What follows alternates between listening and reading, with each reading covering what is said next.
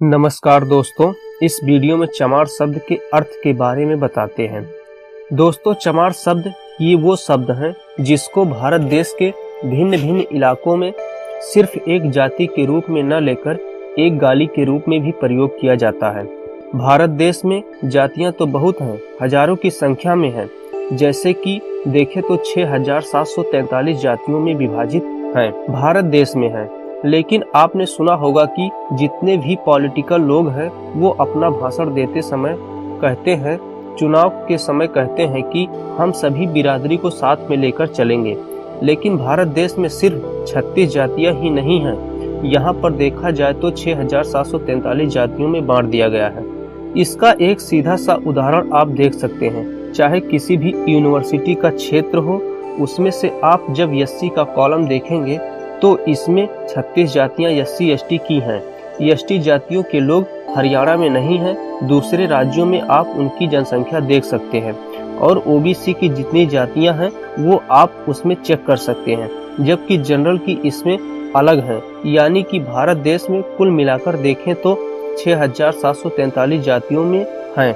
उन सभी जातियों में से एक जाति सबसे प्रसिद्ध जो है वो है चमार जाति। अब चमार शब्द को लोग सिर्फ जाति के रूप में ही नहीं, इसको गाली के रूप में भी प्रयोग करते हैं।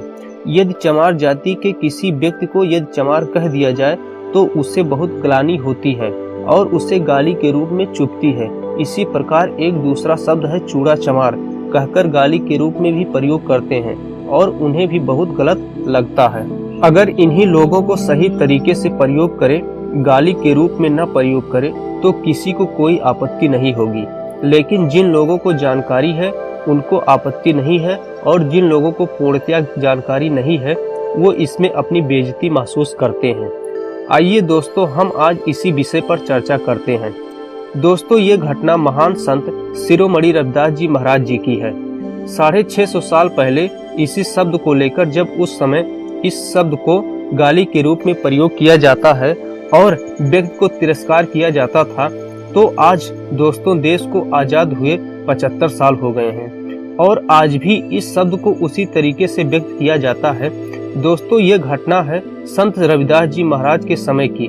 उस समय ब्राह्मण समाज के लोगों को एक स्पेशल उच्च वर्ग का समझा जाता था, संवर समाज में समझा जाता था। धार्मिक और शिक्षा से संबंधित जितनी भी कार्य हैं वो एक वर्ग विशेष तक ही सीमित है।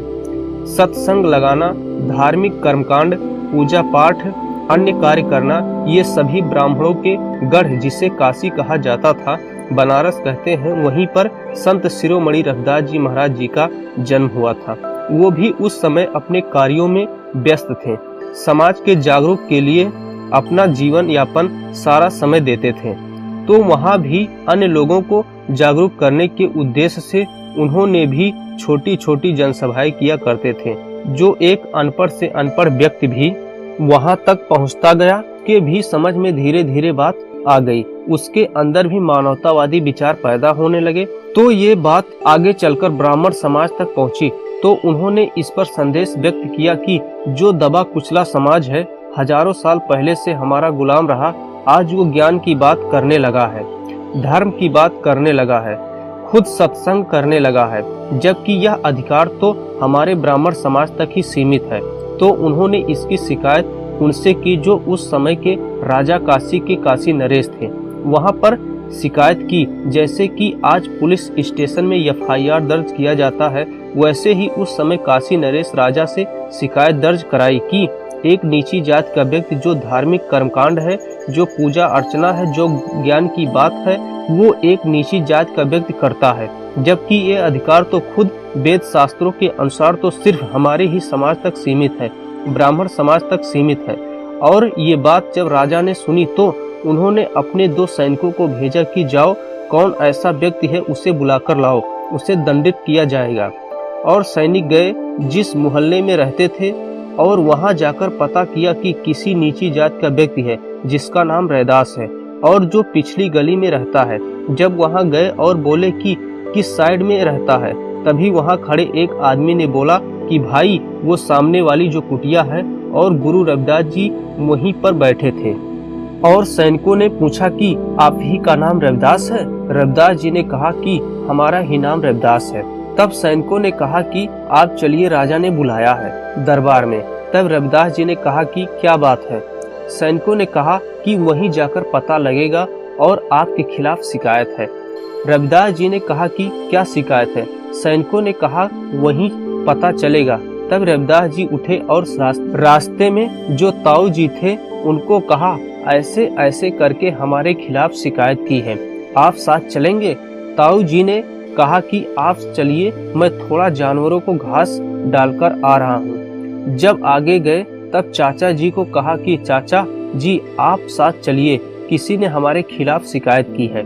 तो चाचा जी ने कहा कि बस 2 मिनट का टाइम है, तुम वहाँ पहुँचो, मैं आ रहा हूँ। लेकिन जब रविदास जी दरबार में पहुँचे और पीछे मुड़ करके देखा तो वहाँ समाज था, लेकिन उनके समाज का कोई व्यक्ति नहीं था, क्योंकि इतना डर था समाज के अंदर। जब गुरु रविदास जी महाराज दरबार में पहुँचे तो वहाँ पर सामने राजा नरेश बैठे हुए थे। उनके पास ये सैनिक थे या फिर काफी संख्या में ब्राह्मण समाज के लोग थे।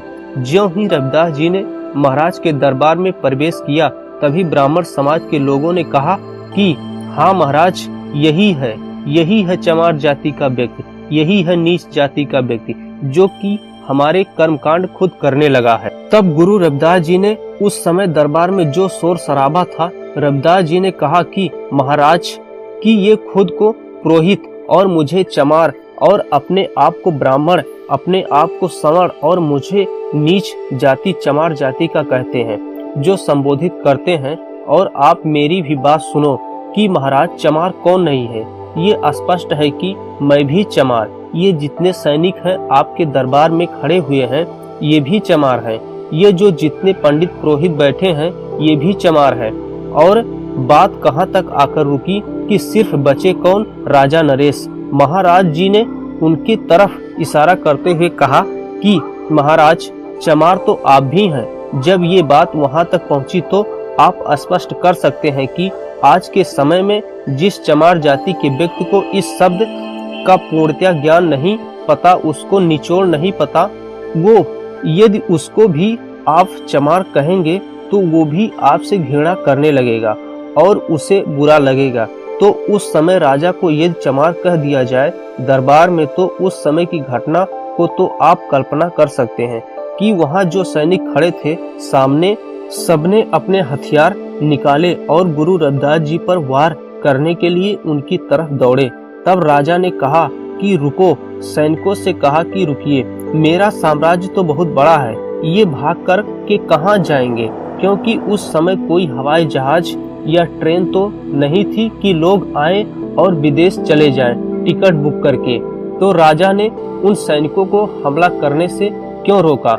वो इसलिए क्योंकि राजा ने कहा कि जब इन सैनिकों को ये चमार बोल सकता है, ब्राह्मणों को बोल सकता है, तो मैं तो काशी नरेश और मुझे भी चमार बोल दिया, तो यदि मैंने इसका बिना कारण जाने, बिना इसके प्रश्न का उत्तर जाने इसको दंडित कर दिया, तो यहाँ जो जनता खड़ी है वो खुद उस प्रश्न पर सवाल खड़ा करेगी कि शायद कोई न कोई बात थी, कि जब कोई व्यक्ति किसी के मुंह पर आकर के बोल दे कि चमार तो आप भी हैं। तब रविदास जी को कहा गया कि आप अपनी बात स्पष्ट कीजिए कि किस आधार पर आपने मुझे भी, सैनिकों को, पंडित पुरोहितों को, सभी को चमार घोषित कर दिए। तब रविदास जी ने कहा कि नरेश, आपके प्रश्न का जो उत्तर है मैं आपके सामने रखता हूँ। यदि आपको मेरी बात गलत लगे तो आपको पूर्णतया अधिकार है कि आप जो दंड मुझे देना चाहें, मुझे स्वीकार है। रविदास जी ने स्पष्ट किया कि महाराज, जातियां तो पशु और पक्षियों में होता है, जानवरों में होता है, इंसानों में नहीं। मैं भी इंसान हूँ, आप सब इंसान हो। चमार शब्द का पहले आप अर्थ समझिए। चा से होता है चमड़ी, माँ से होता है मांस या हड्डी, और आ से होता है अस्थियां, और रा से होता है रक्त। यदि चमड़ी, मांस, अस्थियां, रक्त, इन 4 चीजों से हटकर आप किसी दूसरी चीज से बने हैं तो मैं स्वीकार करूंगा कि आप चमार नहीं हैं। मैं भी इसी चीज से बना हूँ और आप भी इसी चीज से बने हैं। ये सैनिक भी बने हैं, ये जो पंडित पुरोहित हैं सभी इन्हीं चीजों से बने हैं। तो आप बताइए चमार कौन नहीं है। रविदास जी ने दोहा कहा कि तुम भी चाम के मैं भी चाम का, कौन चाम से न्यारा, एक माटी के हम सब भांडे, कह रविदास चमारा। गुरु रविदास जी का जो दोहा था, उनका जो तार्किक अर्थ था, इस शब्द को लेकर के काशी नरेश ने इस बात को स्वीकार किया और उनकी भी आंखें खुली की खुली रह गई। उनका भी जो मानसिक विकास है उन शब्द को लेकर के हुआ। तो काशी के नरेश ने जो दंड देनी थी रविदास जी को, वहाँ के जो पंडित पुरोहित थे उन लोगों को काशी नरेश खुद का जो उनका हाथी था, जिसके ऊपर सोने का चक्र लगा होता था, गुरु रविदास जी महाराज जी को हाथी के ऊपर बैठाकर पूरी नगर में परिक्रमा लगाई गई। और वहाँ के जो पूरे नगर के लोग थे, जब उन्होंने रविदास जी महाराज जी को हाथी के ऊपर बैठा हुआ देखे तो सभी के मन गदगद हो गए कि एक शूद्र समाज में एक नीची जात में जन्मा हुआ व्यक्ति बुद्धि और पराक्रम से उसके बड़े से बड़े महाराज भी उनके चरणों में नतमस्तक हो रहे हैं। उन्होंने उनको अपना गुरु स्वीकार किया। इस तरह से आप सभी इस बात को पूर्णतया अपने मन में बैठाएं कि जाति जानवरों में होती है, मनुष्यों में नहीं। इंसानियत से बड़ा कोई धर्म नहीं, इंसानियत से बड़ी कोई जाति नहीं। दोस्तों, इस वीडियो में दी गई जानकारी पसंद आई हो तो अपने दोस्तों को शेयर करें, वीडियो को लाइक और चैनल को सब्सक्राइब जरूर करें। धन्यवाद।